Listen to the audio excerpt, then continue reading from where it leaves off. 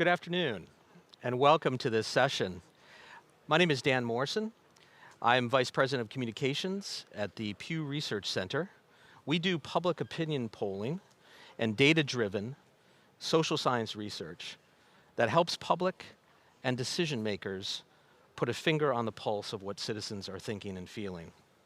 We call ourselves a fact tank, such that we don't take policy decisions, but our panelists do. And we want to spend the next 45 minutes getting their views on the policies necessary to bring an end to the pandemic, to close the gaps, and to build back better. We'll do about 35 minutes of discussion and leave 10 minutes for your questions at the end. And I'm pleased and honored to have a terrific panel here today. We're joined by Abdullah Shahid, President, United Nations General Assembly, Ana Brnabić, Prime Minister, Republic of Serbia, Najla Budan, Prime Minister of Tunisia, Sir Alan Parker, Chairman of the Brunswick Group, and Peter Maurer, President, International Committee of the Red Cross. Thank you for being with us. President Shahid can't stay with us for the entire session, so let me pose the first question to him. President Shahid, all four gaps that this forum will discuss require some form of multilateralism. The problem is there's a gap on that front too, between those who do believe in multilateralism and those who don't. How can leaders and decision makers close that gap? And is it even possible seen from the United Nations General Assembly? Thank you for the opportunity to contribute to the Paris Peace Forum. Allow me to be direct. The Covid-19 pandemic is a direct test of the global multilateral system. Our ability to address this challenge will directly influence the perceptions of billions of people. Our citizens, our constituents know that this is a global challenge. They expect their leaders to work together to overcome it. Yet, what they see is multilateral order that has not changed since 1945. They see a multilateral order that does not take the concerns of small and less powerful communities into account. They see a multilateral order that is not inclusive of young voices, one that is not gender balanced and fails to empower women and girls. They see a multilateralism which is on decibel, high on decibel, and low on action. My friends, people are not losing faith in the need for global cooperation. Rather, they question if today's multilateral order can be. COVID-19 in any other decade or century may not have been as severe, but in our tightly interconnected planet, it has amounted to a global pandemic. Isolationism is a luxury that the virus can afford, not us. Just as failure to deliver would be a blow to multilateralism, overcoming the pandemic as one world and one humanity would rebuild hope and trust and would demonstrate the sheer necessity of multilateralism. What we have the power to achieve is this. We can demonstrate that today's multilateralism can indeed cater to the needs of all member states and all peoples. In the immediate future, nothing is more important than ensuring vaccine equity. Vaccines are the most powerful tools at our disposal to beat back the virus. The development of the vaccines in such a short time is testimony to the human ingenuity. And yet, it is at the finish line that we stagger. As stark disparities in access to vaccines has prolonged the pandemic and delayed much needed global economic recovery. This undermines faith in the multilateral system's ability to meet global needs, as entire communities and regions get left behind to fend for themselves. To those communities that are still enduring lockdowns, overcrowded hospitals, and devastated economies, advocacy on behalf of global multilateralism will ring hollow unless matched by concrete action. We must move quickly to address this gap. We went into this pandemic together. Let us emerge stronger together. Ladies and gentlemen, for all of these reasons, I will use my convening power as President of the General Assembly to hold a high-level meeting on vaccine equity in January 2022. I will bring together all partners to generate political momentum and action to deliver for vaccines by taking action to ensure that all countries and communities have access to vaccines. We can revitalize faith in the multilateral system and speed up global recovery. And using that momentum, we can approach the remaining challenges of the 21st century, such as climate change, with fresh energy and optimism. I trust you will join me in this effort. I thank you. Terrific. Thank you for that, President Shahid. And thank you for being with us today at the Paris Peace Forum. Let's talk about the action gap for a moment. Pew Research Center data shows that the pandemic is creating deeper divisions in society. For example, the share of the public saying that their country is more divided than before the pandemic went up in 12 of 13 countries surveyed in both 2020 and 2021. Meanwhile, there are concerns about the long-term economic future.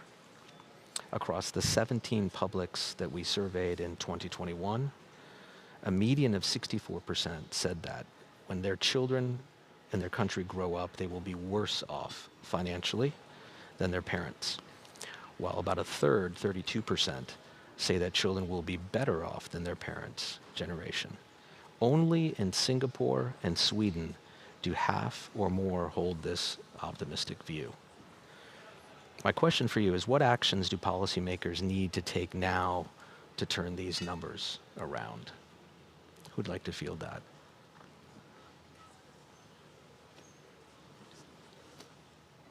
Well, thank you very much for the question. It's a complex question. It requires a complex answer. As someone who's leading the government in a comparatively small country, Serbia, I know that what we can do and should do is be more transparent and try to change the government, reform the government using the technology and especially information technology in order to try and communicate as much as possible directly with the citizens, so that citizens can see that we are their service and their service center. So as the Prime Minister, I'm pushing hard for the public administration reform, electronic government, and that has everything that we have done in the past 6 years in terms of introducing electronic government and digitization into public services actually enabled us to combat this pandemic, I think, much more successfully than many other countries. For example, we have in 2018 started introducing digital textbooks, digital classrooms in all of our schools. In 2017, connecting all the schools to high-speed internet. So that enabled us to, when the pandemic hit, to actually not lose even a single day in school. So we knew that, for example, on Friday, we knew that the numbers in the pandemic are increasing at a rate in which we have to stop schools. Or children physically going to schools, and we were able to immediately transfer to online education. So Monday morning, kids continued their classes, but online. And I think Serbia, in that respect, was one of the few countries in the world that managed not to lose a single day in school. Our, government services, thanks to e-government, continued without disruption because we have already done a lot to introduce electronic services in many many of the aspects that are important to citizens.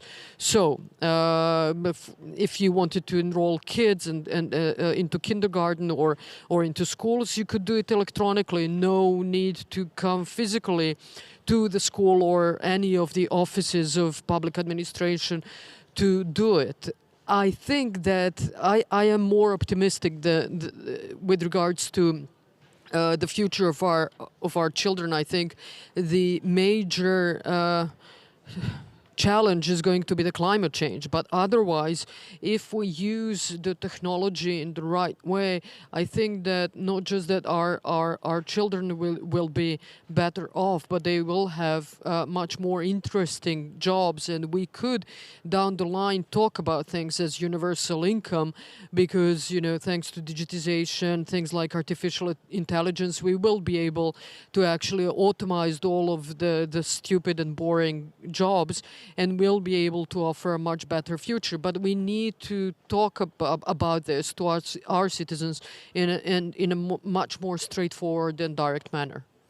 Thank you for that. I'm wondering if any of the panelists share Prime Minister Brnabić's optimism on this front. Anybody? Or are you in the other camp? Anyone?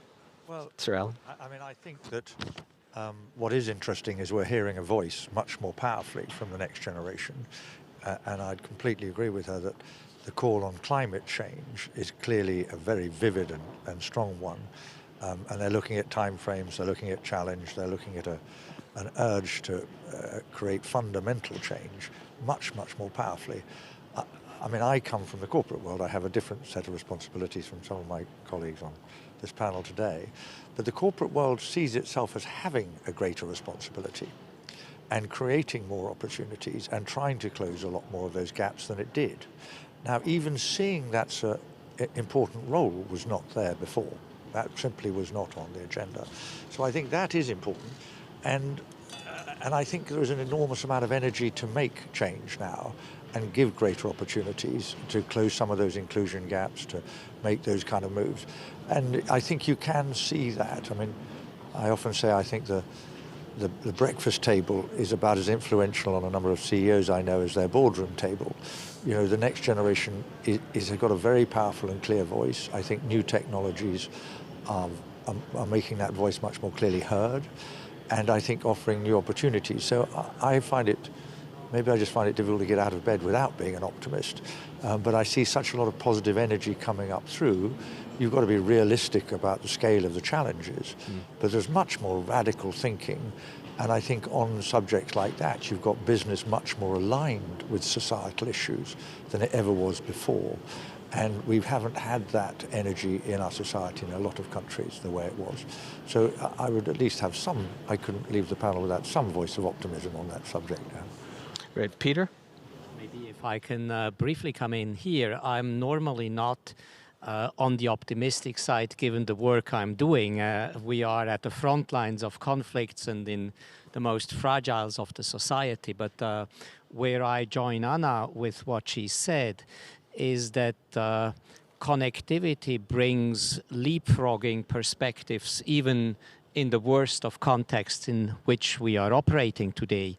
And this is hopeful to see that when you use the power of technology in even the most remote, the most fragile contexts, you give perspectives. And we see certainly a bifurcation of societies to the extent that new technologies comes to youth in hyper-fragile contexts, that these youth find new ways of envisaging the future and communities find new ways to be connected.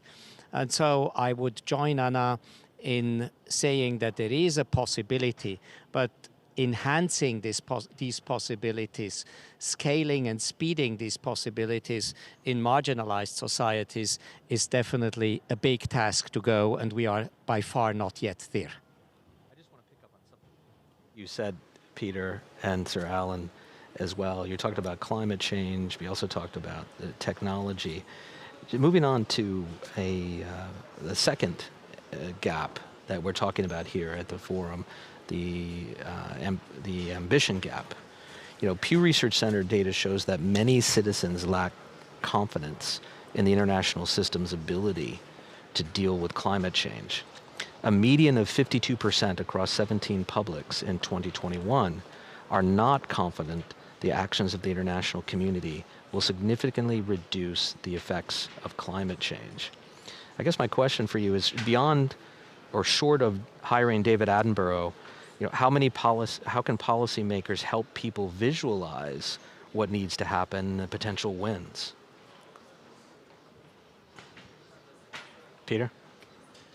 Well, what I would propose here is that global policymakers and global governance institutions have to take a much more serious look to be relevant for communities. And the skepticism comes from the fact that those marginalized, those put to the margins, those experiencing climate change at the front lines, don't see any positive response from the global system.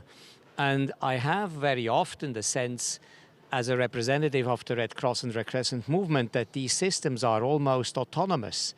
We have policy systems which turn around policies and which turn around documents and framing policies which do not hit the ground and which do not have immediate impact. And so connecting an international, national and local level in order for policies to come to the bottom is something which is really lacking at the present moment. And you started off this discussion with examples from the pandemic.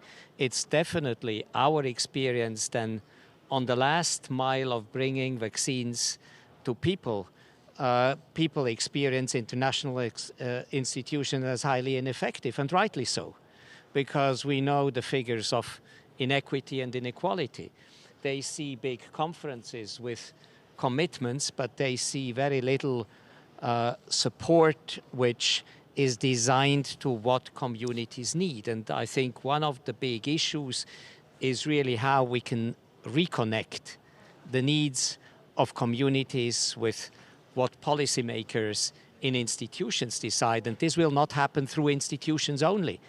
If institutions are not, and the institutions of global governance are not responsive to what populations need and want, if they don't know how to read communities and needs and populations, they will always turn in the round and empty, while the frustrations mount from the bottom, the sense of exclusion, the sense of inefficiency and lack of impact.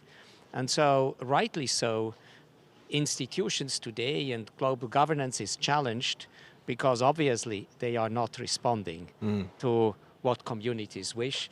And we are very much at the intersections of all these frustrations that we experience as a movement of the Red Cross and Red Crescent, and of the ineffectiveness and the lack of impact of many of the governance institutions. I wonder, I mean, there's also the issue of continuity and politically, and I wonder maybe if our two prime ministers may have a comment on this. How do we overcome the challenge of political administrations constantly changing when it comes to advancing the ball on a topic like climate change? Good. If I can start, if you want me to.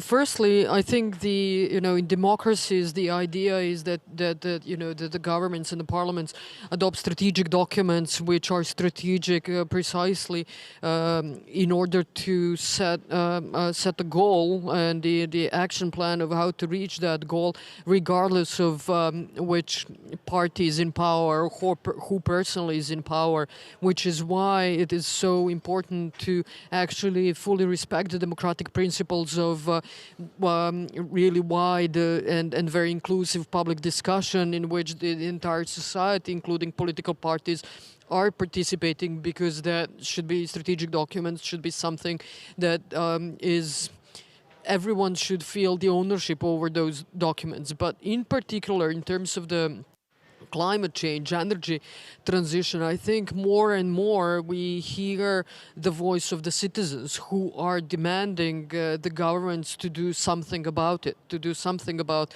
the clean air, to do something about the clean water, to do something about the solid waste management. And so I think increasingly that will have to be one of the key priorities of any government. Now, the big question there is to what extent will the international organizations and any multilateral forum deal, and how will they deal with the just transition, because more and more countries, and especially those that are, I think, poor countries, will demand just transition, because they will say, okay, but some of the leading countries in the world, economically, some of the richest countries have actually been some of the largest polluters. Now it's fine for you to go towards energy transition and green energy and more expensive energy by nature. That is all fine and good, and that is benefit to the entire world and all of the humankind, but that will mean again that we are falling behind, and that we will be left behind. So just transition, I think, is something that, in addition to just the consciousness about the climate change and the green transition, will be something that will have to be addressed, I think, in a much more serious way. Prime Minister Boudin, do you have anything to add? S'il vous plaît. Oui, je voudrais rajouter justement sur ces aspects-là de transition, de transmission à travers les changements des gouvernements. Je crois que le mot-clé, c'est vraiment l'appropriation des populations des différentes politiques. When populations are called on to actively participate in decision-making, I think that's the best way to encourage the sustainability of projects. In Tunisia, we have had several experiences. On the 25th of July, there was a transition. It was a democratic moment in our country's life, and there were a number of projects that were initiated at that time to ensure resilience of upper-level education in the face of the pandemic. And we were able to achieve success because we had consultation through surveys with the whole academic community and educators. We have competitive education funds for innovation, and these funds were essentially based on opinions and consultation of all stakeholders and all of those concerned. First of all, the students themselves, and also members of the academy, technical staff.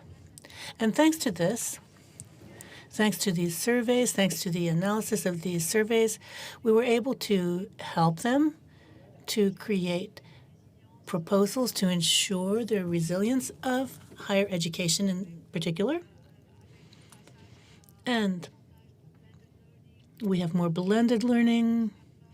We had high, powerful hosts, servers, and also fairness was an important objective for us.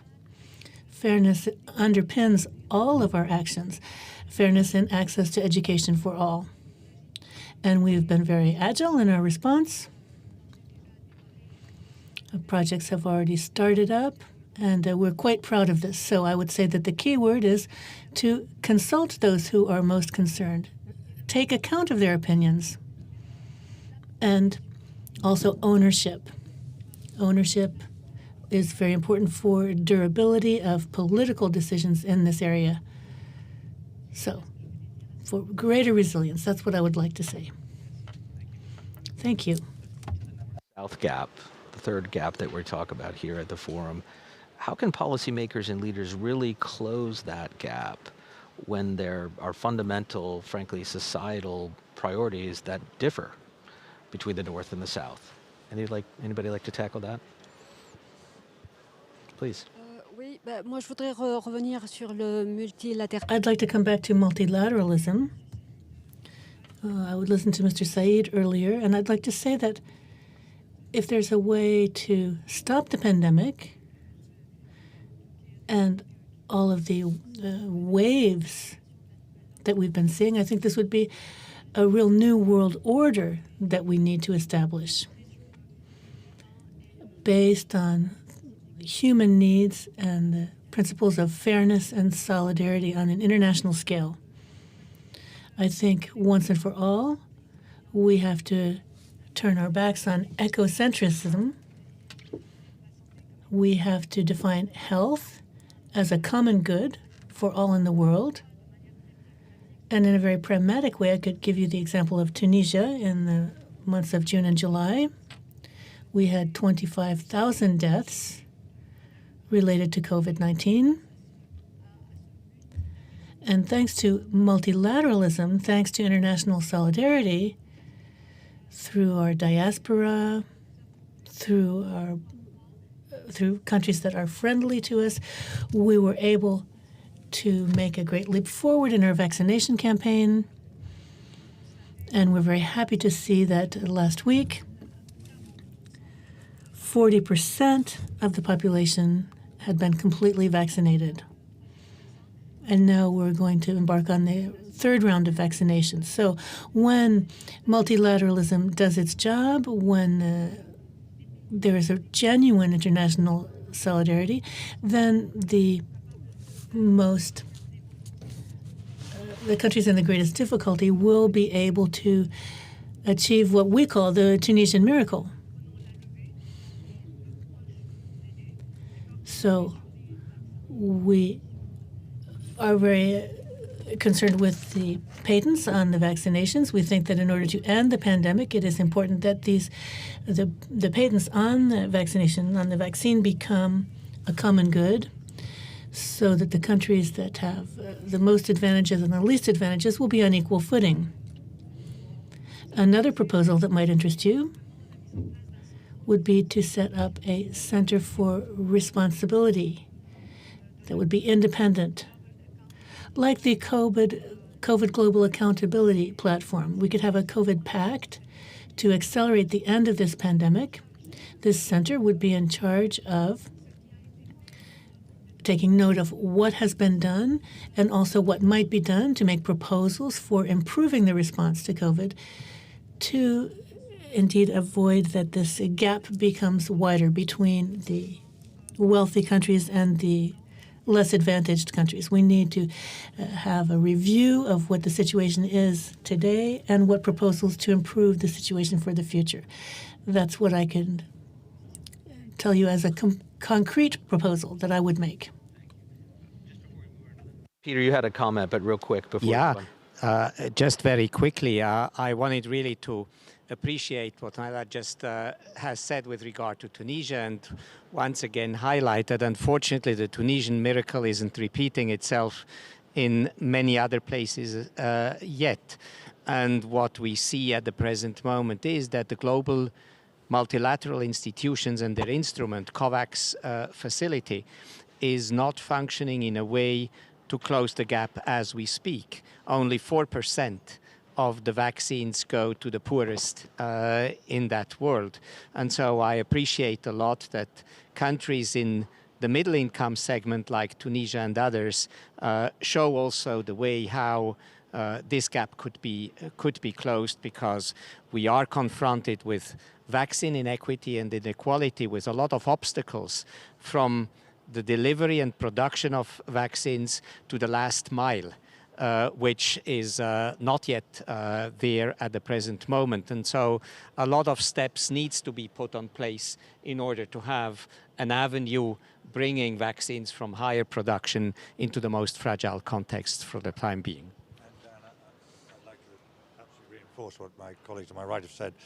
I think we've got to accept this has been a pretty phenomenal failure for a lot of people in the world as a global governance It simply hasn't got to enough of the right people at the right time. And we're still failing on it. I mean, I think there's room and time, but it's very urgent to pick that up urgently. I think from it has undermined the credibility of global action, even into climate change. So your question of trust, I think this is very serious. The other point I would make, though, is we've got to solve this one.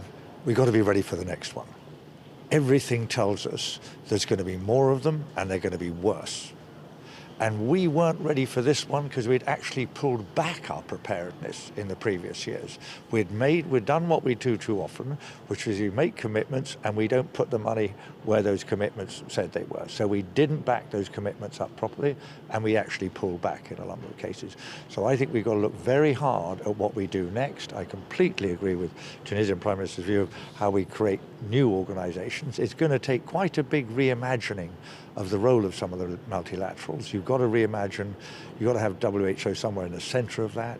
You've got to think about how we really set out with the World Bank and IMF to build a lot of the health systems in countries around the world, both in the middle income and at the bottom, or we'll never be ready for the next one. So, and I think, the preparedness, it's not just funds, it's actually common goods built in oversight to see that you can make those commitments, to see they actually do have the delivery capacity you talk about on the ground, and then countries are held accountable for it. But if we don't do that, the performance on this one, I think, is a real worry when you look further down the road and you come to what our children, when we were talking about that, are really looking at. So I think this should be a pretty big wake-up call for how we have to reimagine and reinvent a number of those multilaterals. We were talking a moment ago, a couple of you were talking about the North-South gap, but of course there's gaps within countries as well. That brings us to the inclusion gap.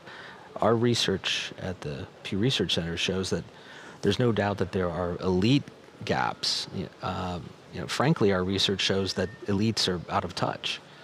And it reveals that skepticism over elected officials was widespread across 34 countries that we surveyed in 2019, even before the pandemic hit. And a majority of citizens say that elected officials simply don't care about them. That is a stark gap. I'm curious to hear thoughts on what needs to happen to close that. Well, Peter. As the International Red Cross movement, we have worked a lot with governments and with national Red Cross and Red Crescent societies to have strategies in place which are inclusive and reach the last part and the bottom of the societies, the prisons, the refugee camps, the slums in suburbs, and in our case, the non-government controlled areas, which unfortunately today still are places in which more than 150 million people live under no government controlled areas. So you have social, geographic, political gaps which need to be filled. And what I'm on my side quite proud of is that as a Red Cross and Red Crescent movement, we are really supporting governments to reach all parts of a country, all parts of societies, and to design inclusive strategies, which is absolutely essential. And also to have the capacity to help implement, because it's the volunteers of the Red Cross and Red Crescent movement very often who go to the last mile places and which are able to bring vaccines to those places which are outside of consideration and outside of government control too often. Thank you for that. Just before we go to some questions from the audience, I had sort of two questions, if I may. When you consider all four of these gaps in the composite, what should companies do to help close these gaps, and where are the opportunities for partnership across public, private, and civil? Maybe, Sir Alan, I could turn to you. I thought you'd be pointing at me. Well, the interesting thing is companies are very skilled at reinventing in shapes and forms. Enterprise works like that. It hasn't got a lot of the responsibilities of government in that way. I think, COP was very exciting about this. What you saw at COP was, I think, as Anna said earlier, this is people demanding change, actually. The companies reflected, and hugely importantly, finance reflected it. What Mark Carney did in creating 130 trillion was extraordinary, just a statement of intent. So I think what is interesting in that is, one, you can see companies responding to how we respond to that problem, because climate change is going to create such a deep inequality gap. But also, I think what you're really seeing is now a different kind of energy and creativity put to a lot of these subjects. We're not there again. And when you look at gender or you look at race and minorities, again, companies can do stuff on the ground, actually, in small level and at major level. And I think they're beginning to see a very different role in society for companies now. It's not as simple as it was before, and that's a tremendous liberation. What they've got to do is join up more with governments, with civil society, regulators in a totally different way. We were working on the ACT Accelerator on vaccines, for instance. Very hard work, but you could see the importance of putting them together. And I do believe you're seeing a new generation of leadership in business that sees its role as different, and I think people in society are going to ask business to play a different role now, which is much more active on these major social issues than they ever were before. They simply weren't there before. They are now very much there, and hopefully they can make an impact. I was going to ask, again, just before we go to questions here, when you, all of you, oh, I'm sorry, do you have a comment? Yep. Please. I just wanted to react to these questions of businesses, companies. I think companies need to have new skills, new human resource skills. I'd like to make a link with the development of skills and higher education, because we are deeply convinced that we must use this pandemic as an opportunity to reconsider our education system and our higher education teaching methods. We must develop double or triple skill sets. You have to be opportunistic, so to speak. We have to invest in specialties that are related to crises, to the pandemic, like IT, artificial intelligence, open sciences for fairness of access to information. Crisis management is an important study as well. We had a framework in 2020 that we've developed alongside the Sustainable Development Goals to analyze and understand the skills that are required, and this enables us to be more resilient with regard to any crises that may come in the future. So I would say the key words here are to change the trends so that this health crisis can be seen as a real opportunity to review our higher education system through skills, but also the modes of teaching, the curricula. If I may, let's take a couple questions from the audience. There's one here. What do you think global governance looks like to citizens? We've talked a little bit about what it might look like from a leadership point of view, but what does it look like from the citizen point of view? Anyone? Peter, you're smiling. Well, the question is whether you ask me how it looks like or how it should look like. How it currently looks like. Yeah, two different questions, obviously. Yeah. Well, I'm pretty sober. As I mentioned beforehand, I haven't seen much appreciation for global governance at community level, because I think most of the people experience global governance as something very far away.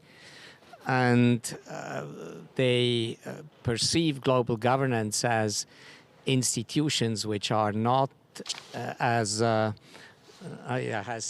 Prime Minister has said before, as responding to communities. And therefore, I think that's exactly the gap we have to bridge and we have to address when we look at how it should look like. There must be transportation channels and segues bringing articulations of what people wish to institutions of global governance, and for the time being it's global governance designing solutions for communities instead of communities co-shaping and co-deciding how global solutions should look like. It's related to another. Oh, please. If I may add one thing from the point of view again of someone who's running the government under very, very difficult circumstances. I think, when we talk about global governance, we have to be very fair and honest and say that the world is in a kind of in a particular mess. I think if you look at the pandemic, which is certainly not the last one, if you look at the energy crisis, energy prices, if you look at the migration crisis, huge crisis again, and if you look at all of the technology challenges as the world is basically rethinking itself, economies and whatnot. And the fifth thing is, again, we did not really talk about the individual freedoms and liberties and how the pandemic is changing those as well. So we have at least 5 major challenges going on at the same time in parallel, and each government is basically fighting for itself to keep their citizens safe, their economies stable and resistant, and there is simply no time either for real multilateralism, which I think is the only way that we can be saved and we can prosper, or to really strategically think about the citizens' needs. So I think we should be aware that there is, if we talk about global governance, there is at least 5 major challenges that we have right now, or 5 major crises that we need to talk about in multilateral forum and think of the ways in which we can address all of them together and not each one individually. I see that we're at time. Thank you very much. I think we're going to end it there, but I want to just say thank you very much to all of our panelists for being here today in Paris and for your insights, and to the Paris Peace Forum for creating this platform for discussion. The forum will explore all of these gaps, of course, over the next couple of days. Thank you for attending and enjoy.